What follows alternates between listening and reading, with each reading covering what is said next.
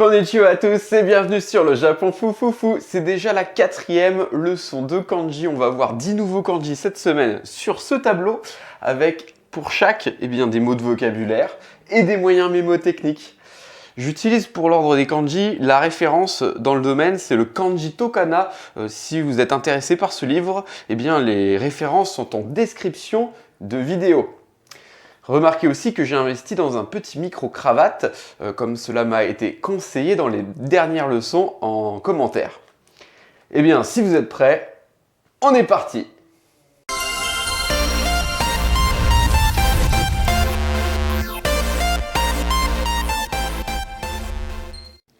On commence avec un premier tableau de 4 kanji et le kanji pour dire bas ou inférieur. Tout à l'heure, on va voir haut et supérieur. Donc c'est parti.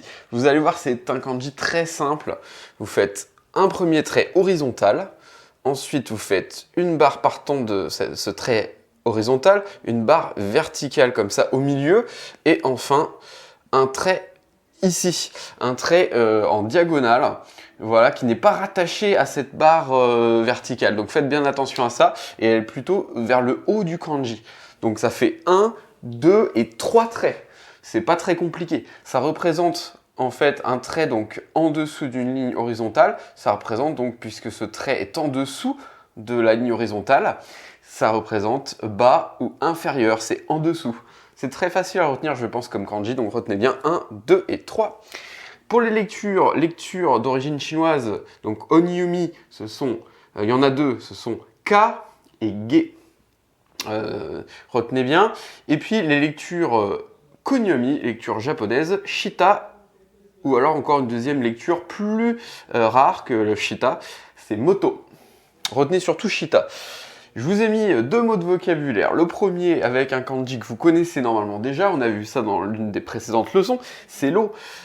Sui, et donc cette lecture, ça sera ge, cette lecture-là, ge sui, qui veut dire sous et haut. Dessous et haut, en fait, ce sont les égouts. Oui, les eaux souterraines.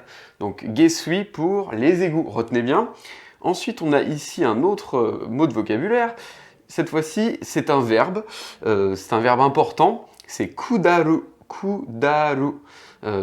Ça, c'est un seul mot, un verbe. C'est d'un tenant, avec la première partie en kanji, et puis vous rajoutez daru, les hiragana daru. Ça fait kudaru pour la lecture, ce qui veut dire, tout simplement, descendre. Voilà pour ce kanji bas inférieur. On passe à la suite tout de suite. Avec haut supérieur, c'est l'opposé, on va dire. Donc cette fois-ci, vous allez commencer par une barre verticale. Ensuite, vous faites une barre horizontale, une petite barre horizontale qui part comme ça du milieu à peu près, voilà, sur la droite, de gauche à droite, et vous terminez le kanji par, on va dire un peu comme le sol, voilà, un trait, une barre, une belle ligne horizontale. Donc ça fait 1, 2 et 3 traits, comme pour bas et inférieur, sauf que cette fois-ci, vous avez vu, ce trait-là qui était en diagonale et en dessous de la ligne de flottaison de cette ligne horizontale, cette fois-ci, elle est au-dessus de la ligne horizontale qui sert de base. Ces 2 lignes servent de base. Vous voyez qu'elle est au-dessus, donc ça veut dire le haut, le supérieur ou haut, au-dessus. Et retenez bien aussi que cette barre n'est plus en diagonale, cette fois-ci, elle est horizontale et sur le côté droit. Donc ça fait, je répète, 1, 2 et 3 traits seulement. Donc c'est très simple pour retenir ça, je pense. C'est Jo pour la lecture chinoise. Et Ue pour la lecture japonaise, Kunyomi. Donc retenez bien, Jo et Ue. Ici, j'ai mis un mot de vocabulaire, j'ai mis l'eau, toujours, encore une fois, comme tout à l'heure, sauf que cette fois-ci, c'est l'eau qui vient en première position et vous mettez le haut supérieur après, le kanji pour supérieur après. Ce qui nous donne, tout simplement, sui pour l'eau, Jo, c'est cette lecture-là, sui Jo, qui veut dire au-dessus de l'eau. Voilà, comme Jésus-Christ qui marche au-dessus de l'eau. Voilà, vous imaginez le truc. Et un deuxième mot de vocabulaire ici, donc c'est noboru. Noboru qui veut dire monter. Comme c'est un verbe, vous voyez, la première partie est en kanji, la deuxième partie est en hiragana, mais c'est un seul mot d'un seul tenant, il faut le retenir. Ici, donc, c'est la lecture, c'est no, et ensuite boru, no boru, qui veut dire donc monter. C'est l'opposé, l'inverse de descendre tout à l'heure, kudaru, descendre, et no boru, monter. Vous pouvez les retenir ensemble, c'est plus simple. On continue tout de suite. Alors, on change un peu de registre avec la rivière. La rivière, alors c'est très simple. Vous allez voir, c'est trois traits, encore une fois, 3 traits. On a vraiment des kanji cette semaine plutôt faciles à retenir. Un premier kanji qui part comme ça de haut en bas, mais qui est un petit peu comme ça, qui vire vers la gauche. Et ensuite, un deuxième trait vertical, alors lui complètement vertical, et plus court, vous voyez, plus court. Et un troisième trait, encore vertical, mais là, cette fois-ci, plus long. Voilà, vous voyez. Donc ces deux lignes sont vraiment perpendiculaires, non, parallèles, oui, elles sont parallèles, ces deux lignes. Et j'ai du mal, là, je sais pas. Et cette ligne-là, par contre, elle part un peu sur le côté, vous voyez, c'est une courbe, alors que ces deux lignes, la deuxième et la troisième ligne, sont droites. Donc ça nous fait 1, 2 et 3. Ça représente tout simplement le courant de la rivière. Donc vous pouvez retenir que ces 3 traits forment la rivière. Lecture onyomi, c'est sen. Lecture konyomi, lecture japonaise, c'est kawa. Donc quand vous dites la rivière, vous dites tout simplement kawa. Voilà, j'espère que vous avez bien compris les différences entre les lectures chinoises et les lectures japonaises. À chaque fois, j'explique un peu, mais bon, retenez tout simplement que la lecture japonaise est utilisée quand le mot est seul, et que la lecture chinoise, lorsque les kanji sont juxtaposés les uns aux autres, même si c'est pas toujours le cas. Et j'ai beau dire lecture chinoise, lecture japonaise, ça veut pas dire que la lecture chinoise, on n'a pas besoin de l'apprendre pour le japonais. Eh oui, le japonais utilise des lectures chinoises, des lectures en fait d'origine surtout chinoise, et il faut les retenir aussi, ça fait partie de la langue japonaise. Donc vous n'avez pas d'excuses pour ne pas les apprendre. Sen et kawa pour la rivière, ok? Les deux lectures. Ici on a une suite de kanji, et pourtant on va utiliser d'ailleurs cette lecture japonaise, c'est un petit peu rare, mais ça existe, comme je vous l'ai dit, il y a des exceptions. Ici on n'utilise pas la lecture chinoise, on utilise la lecture japonaise, et on va dire ça tout simplement Ogawa. Je vais vous mettre les hiragana. Alors attendez, il est un petit peu... Il n'y a plus beaucoup d'encre dans mon stylo, je crois. Quoique, si. Normalement, ça devrait aller. Voilà. Ogawa. Hop, je vous mets la lecture. Donc là, ici. Ogawa pour... Oui, parce que kawa devient gawa. C'est un peu comme une liaison, hein. C'est une question de sonorité. C'est plus facile à lire, je pense, pour les japonais comme ça que Okawa. Donc c'est pas Okawa, c'est Ogawa. Petit, on l'a déjà vu ça dans les précédentes leçons, et plus la rivière, donc petit rivière, la petite rivière qui est en fait le ruisseau. Donc Ogawa, c'est le ruisseau. Kawa, la rivière, et Ogawa, le ruisseau. Voilà, vous pouvez retenir les deux comme ça d'un coup, et ça sera parfait. On termine avec ce tableau avec la montagne. La montagne. Alors vous imaginez un relief montagneux et trois sommets. Un premier sommet le plus long que les autres, plus grand, très grand sommet qui est représenté par une barre comme ça verticale.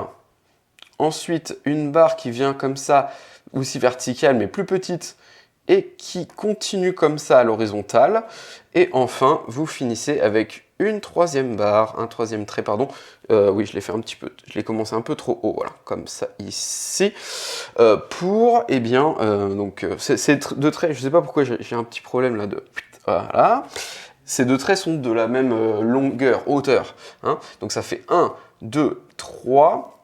pardon, 1, 2, oui, ça c'est le même trait hein, qu'on continue, donc ça fait 1, 2, oui, certains traits comme ça forment, vous voyez, un 90 degrés, là, il continue, et s'arrête là, ce trait, c'est 1 et 2 et 3, voilà. Le troisième trait part du haut vers le bas. Donc retenez bien, 1, 2, 3. Pour la montagne. La montagne qui donc est représentée par ce relief. Vous voyez 3 sommets, 2 petits sommets ici et un grand sommet au milieu. Ça représente en fait l'image, c'est une chaîne de montagnes. Ok ? Les lectures, pour la lecture chinoise en yomi, c'est san. Pour la lecture japonaise, c'est yama. Donc quand on dit la montagne, on dit yama, tout tout simplement. Mais lorsqu'on va dire la montagne Fuji, par exemple, hein, le fameux Fujisan, vous avez déjà entendu ça, Fujisan, je pense, eh bien vous voyez que ce san, c'est la montagne, et on utilise du coup la lecture d'origine chinoise, puisque c'est un nom composé, voilà, de plusieurs kanji. Je vous ai mis un mot de vocabulaire, ici, c'est le volcan. Donc le volcan qui se compose du feu, qu'on a déjà vu, et de la montagne, qu'on vient de voir là, à l'instant. Donc ça nous donne Ka pour le feu, et la lecture de la montagne, c'est San, sauf que là, on va faire encore une petite liaison. C'est pas San, c'est Zan. Donc ça nous donne, non pas Kasan, attention, faut pas dire ça, c'est Kazan, Kazan, Kazan. Oui, je vous le prononce bien à la japonaise. Kazan. Si vous êtes prêts, eh bien on passe à la suite avec un nouveau tableau. Le kanji suivant, c'est celui de la rizière ou du champ. Voilà, c'est le même kanji. Vous allez voir, il est très simple parce qu'il ressemble vraiment à une rizière ou un champ. Vous allez faire une barre d'abord horizontale, puis une barre verticale, puis toujours la même barre hein, qui, voilà, comme ça, devient une barre horizontale au début, puis verticale. Donc ça fait 1, 2, on est d'accord, c'est toujours le même trait ici. C'est un trait en forme de L. Et on va faire une barre verticale qui part comme ça du milieu jusqu'en bas, à peu près la même hauteur. Et vous faites ensuite 2 barres horizontales, une qui passe comme ça au milieu et une qui va fermer le kanji. Voilà, ça nous donne eh bien, le kanji pour la rizière, le champ. Hein, vous voyez le quadrillage du champ, c'est facile à retenir en plus, il n'y a pas de souci. Pour les lectures, lecture d'origine chinoise, onyomi, donc lecture onyomi den, et lecture konyomi, lecture japonaise ta. Vous avez ici un nom de famille. Oui, c'est vrai que ce kanji-là est très utilisé dans les noms de famille japonais. Et comme les noms de famille japonais utilisent, même si c'est un ensemble de kanji, ils utilisent les lectures d'origine japonaise. Donc c'est cette lecture-là qui va être utilisée. Vous vous souvenez, donc là, ici, ta, vous vous souvenez de ce kanji-là hein, c'est le milieu, ce qui veut dire sûrement le milieu du champ ou quelque chose comme ça. Ce kanji, on l'a vu déjà, hein, et c'est la lecture japonaise, c'est Naka. Donc ça nous donne Tanaka. Tanaka-san, monsieur Tanaka. Il est très utilisé dans les noms de famille, celui-là, vraiment. On continue avec le champ cultivé. Alors pour cultiver un champ, pour enlever les mauvaises herbes, eh bien il faut utiliser évidemment le feu pour le rendre cultivable. Donc on va d'abord faire le kanji, vous allez voir, du feu. 1, 2, 3, 4. Vous vous souvenez de ce kanji là, on l'a déjà vu ensemble. Et ici, après, juste vous juxtaposez, voilà, vous juxtaposez eh bien, ce kanji, celui du champ. Et voilà, vous avez donc ici le champ cultivé. Donc le feu, 1, 2, 3, 4. Et le champ, hein, la rizière, 1, 2, 3, 4 et 5. Ça fait 1, 2, 3, 4, 5. 1, 2, 3, 4, 5, 6, 7, 8, 9 traits, si j'ai bien compté, si je sais toujours compter. Voilà, il est un peu plus compliqué que les autres, il y a plus de traits évidemment, mais ces deux kanji que vous connaissez déjà, il suffit juste de les superposer, c'est très simple, finalement. Alors, pour les lectures, vous remarquerez qu'il n'y a pas de majuscule, ce qui veut dire qu'il n'y a pas de lecture, comment dire, onyomi, de lecture chinoise. Eh bien non, apparemment pas, ou il y en a peut-être, mais elles ne sont couramment pas utilisées. Donc, vous retenez seulement les deux lectures ici japonaises, les kunyomi qui sont hata ou hatake. Hata, hatake, c'est des lectures-là qui veulent dire le champ cultivé. Je vous ai mis ici un mot de vocabulaire, c'est le champ de quoi? C'est le champ de mikan, donc de mandarine. Ok, voilà, une culture de mandarine. Vous voyez, des arbres, des mandariniers, je crois que ça s'appelle comme ça. Donc mikan, les mandarines, ils sont en hiragana ici, hiragana, et puis ils vont rajouter hatake, qui va se lire, parce qu'il y a encore une histoire de liaison, la prononciation un petit peu différente. Ici, hatake devient batake, batake, ça devient un B, le H devient un B, attention, donc ça donne mikan batake, donc pour le champ de mikan, de mandarine. Voilà. Allez, on continue. Sabre, épée. Là, tout un autre, complètement différent, le registre. Hop, On sort le katana, voilà, vous voyez katana d'ailleurs, un mot qui est maintenant dans le dictionnaire français, j'imagine, ou qui est, en tout cas, je sais pas s'il est dans le dictionnaire français, ça m'étonnerait pas, mais en tout cas, voilà, c'est très utilisé en France, vous savez ce qu'est un katana. Un sabre, une épée, c'est la lecture en fait japonaise, mais on va d'abord voir le kanji. Donc le kanji est très simple, vous allez voir, faites-le bien droit, hop, qui descend ensuite avec une légère courbe comme ça, un léger arrondi et le petit crochet à la fin. Donc ça c'est un seul trait, hein. Premier trait et le deuxième trait qui vient comme ça. Vous voyez, il ne faut pas dépasser ici. 1, 2 et ça nous donne le katana. Vous voyez ce trait là, ce deuxième trait ne va pas jusqu'ici, il est un peu plus haut, il s'arrête un peu plus haut. Donc 1, 2, le katana qui va se lire to ou katana tout simplement. Et ici je vous ai mis le sabre japonais, hein, le fameux katana, qui peut se dire aussi Nihon, qu'on a déjà vu, hein, le Japon, Nihon to. Donc le jour, le livre ou la base, hein, c'est la base du soleil en fait, c'est la base du jour, le Japon. Nihon to. To, donc pour le sabre, l'épée, Nihon to, le sabre, l'épée japonaise. Donc le katana en gros, le katana. Voilà. Ça, c'est très simple à retenir. Faites juste attention à ne pas dépasser ici. Si vous dépassez, ça va ressembler à la force, chikara, la force. Et c'est un autre kanji qu'on n'a pas encore vu qui ressemble à celui-ci. Ne les confondez pas. On verra celui de la force plus tard dans une autre leçon. Allez, on continue avec la portion la minute. La portion la minute. Alors celui-là, eh bien, il va utiliser celui-là tout simplement. Il va utiliser le sabre, l'épée. D'ailleurs, oui, un petit moyen mémotechnique pour la sabre et l'épée. En fait, c'est un objet coupant.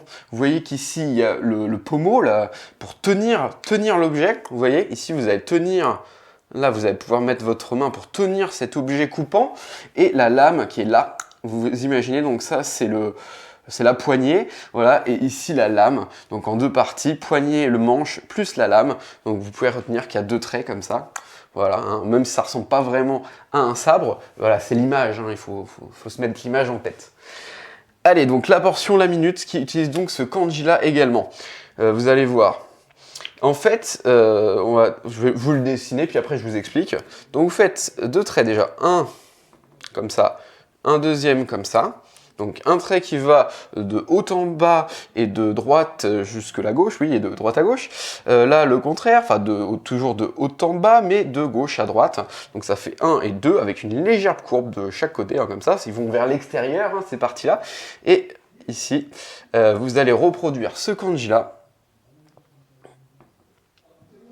Voilà, et ça nous donne la minute. Il est peut-être pas très joli, bon, parce que comme je le fais doucement, du coup, eh bien, voilà, ça fait qu'il n'est pas très joli. Bon, le but, c'est surtout de se faire comprendre.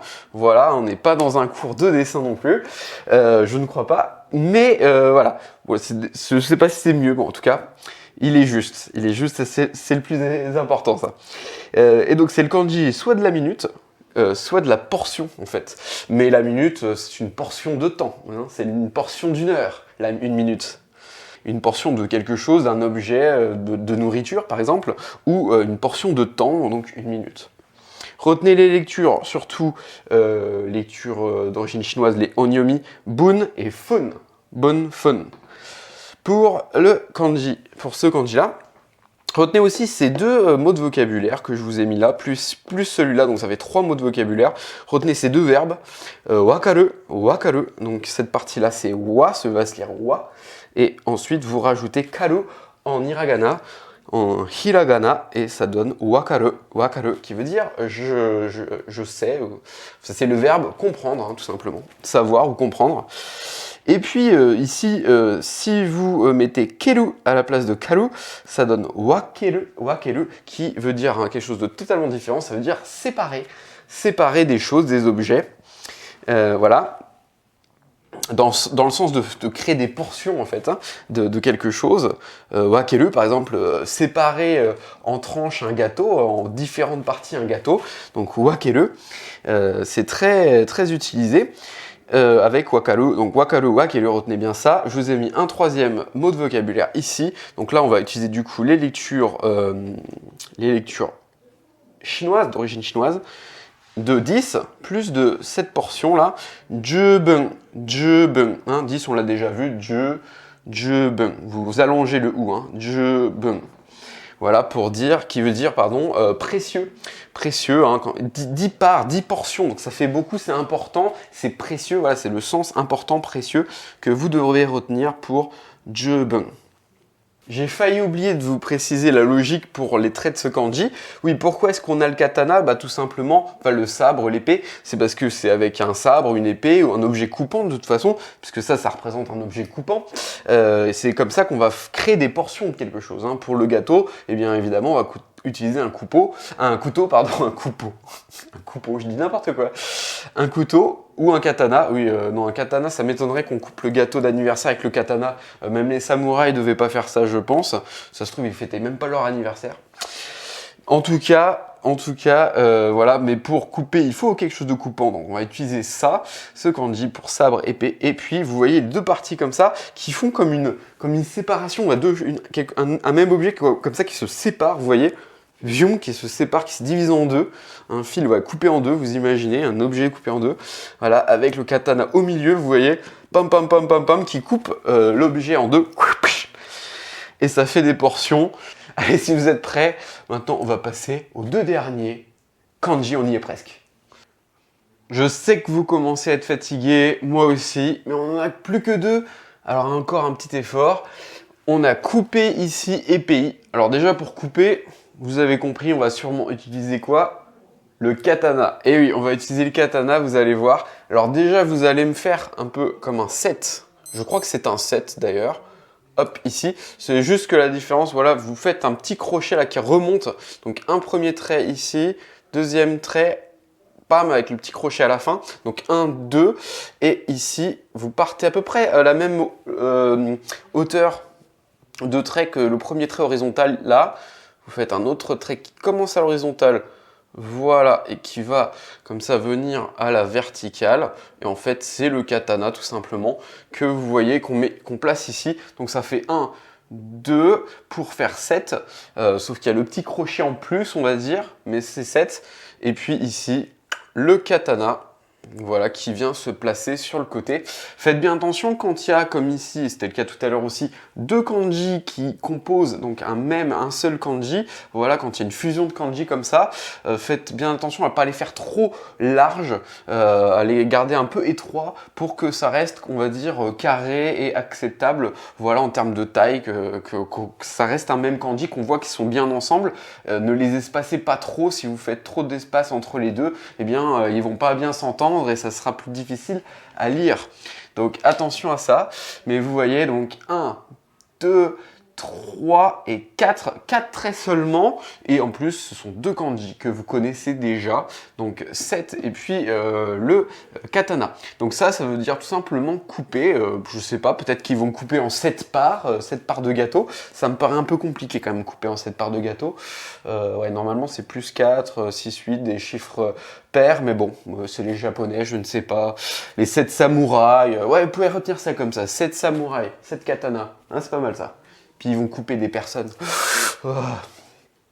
Allez, les lectures. Setsu, Sai. Je sais, je fais le guignol, c'est pour que vous reteniez. Hein. Donc Setsu, Sai pour les lectures d'origine chinoise. Les lectures, quoi déjà? Oui, les lectures onyomi. Hein. Je sais que je répète les mêmes choses à chaque fois, mais c'est pour que ça rentre.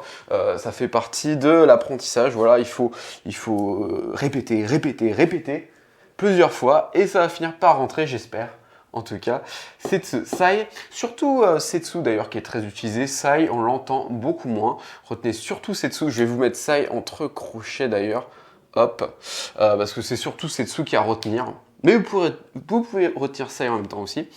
Donc Setsu, je vous ai mis deux mots de vocabulaire.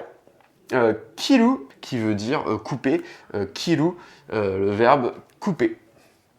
Voilà, couper. Kiru. Avec le loup en hiragana. Taisetsu, donc là c'est le deuxième mot de vocabulaire, tout simplement grand, puis setsu, ça fait important, quelque chose d'important. Taisetsu, Taisetsu na mono, daiji na mono, c'est un peu comme daiji, c'est voilà, le sens de important, quelque chose d'important. Taisetsu. Donc c'est cette lecture-là. Tai plus setsu. Ok? Point important. Et le dernier, évidemment, le dernier. Bah, vous voyez, on y arrive, on y arrive. On va faire, alors, première barre verticale, deuxième barre horizontale puis verticale. Ici, on va faire, alors attendez, un trait horizontal, un trait vertical, deux traits horizontaux, un trait qui vient ici, bam. Vous voyez, il est un petit peu milieu bas, on va dire. Il commence presque au milieu, puis il va vers le bas, mais ne se touche pas. Hein. Vous faites ça dans cet espace-là. Vous voyez à peu près la taille. Et on ferme avec encore horizontal de gauche à droite. Hein. De toute façon, quand c'est horizontal, c'est pratiquement tout le temps de gauche à droite. On se retrouve avec quoi là? Qu'est-ce que ça veut dire tout ça? Eh bien, vous voyez, au milieu, ce truc, c'est le symbole royal. En fait, c'est le symbole royal où ça représente aussi une jade. En tout cas, ça représente quelque chose de précieux, vous voyez. Hein, vous imaginez les symboles royaux, une jade, c'est super précieux, bon. Et puis, autour de ça va se dessiner un territoire. Donc, on a quelque chose de précieux, quelque chose de royal, royaume avec le territoire autour. Et ça va donner donc le sens, c'est le pays. Voilà. Retenez que ça, c'est vous imaginez les frontières du territoire, du pays, et donc ce kanji signifie le pays. Petit rappel, parce qu'il est un petit peu long et compliqué celui-là, donc c'est 1, 2, 3, 4, 5, 6, 7, et vous fermez 8. Pour le pays, c'est peut-être le plus long à faire, à dessiner de ce qu'on a vu aujourd'hui. Je l'ai gardé pour la fin, le meilleur pour la fin, comme on dit, mais finalement, il n'est pas très compliqué à retenir, puisque c'est assez géométrique comme kanji, et puis vous retenez avec les frontières. Pour les lectures, c'est Koku, ou alors Kuni, le pays pour la lecture japonaise. Voilà. Je vous ai mis ici deux mots de vocabulaire, encore une fois. Ici, tout simplement, Taikoku, Tai avec grand, donc Taikoku, qui veut dire le grand pays, le grand territoire. Et ici, la terre du milieu, le pays du milieu, c'est la Chine, tout simplement, qui se lie avec le centre et le pays du centre, pays du milieu. En fait, vous retenez tout simplement l'empire du milieu, c'est comme ça qu'on dit en français. Donc c'est le pays, l'empire du milieu, Chugoku, qui veut dire la Chine.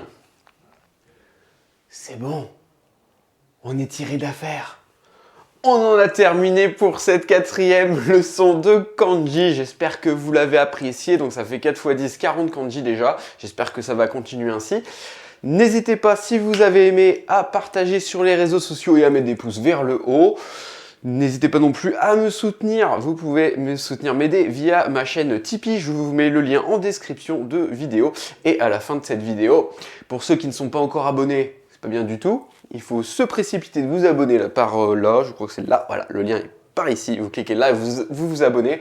Sur ce, moi je vous dis le mot de la fin et à la semaine prochaine. Le mot de la fin, matane. Arigato à mes tipeurs, Rafi, Bruce, Raphaël, Sébastien, Dylan, Sophie, Norbert, Brian, Adrien, Mathieu, Jimmy, Johan, Olivier, Couty et Adeline.